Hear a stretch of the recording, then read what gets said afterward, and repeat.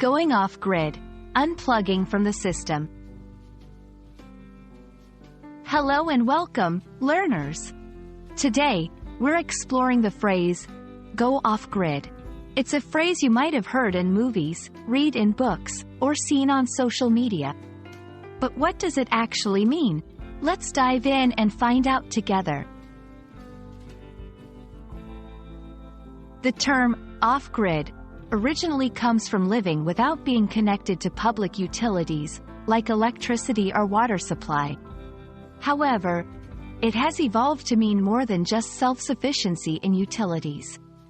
To go off-grid can also mean to disconnect from the usual activities and technologies that track or monitor our daily lives. It's about seeking independence and often, a simpler way of life. Literally, to go off-grid means to live without the convenience of modern utilities provided by the government or corporations. People who live off-grid generate their own power, get water from natural sources, and manage waste in personal ways. This lifestyle requires a lot of knowledge about sustainability and self-reliance.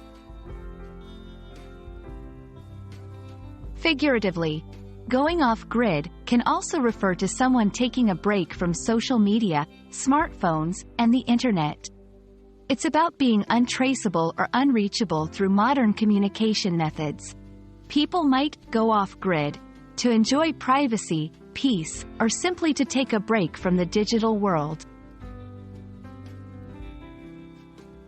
People may choose this lifestyle for various reasons: environmental concerns, a desire for autonomy, or a need for solitude. In our highly connected world, going off-grid can be a powerful statement of personal independence and a return to basics. Whether it's to reduce your carbon footprint or to find some quiet time away from notifications, going off-grid is a personal journey towards independence and peace. We hope this exploration has shed light on this fascinating concept. Stay curious, and see you in the next video.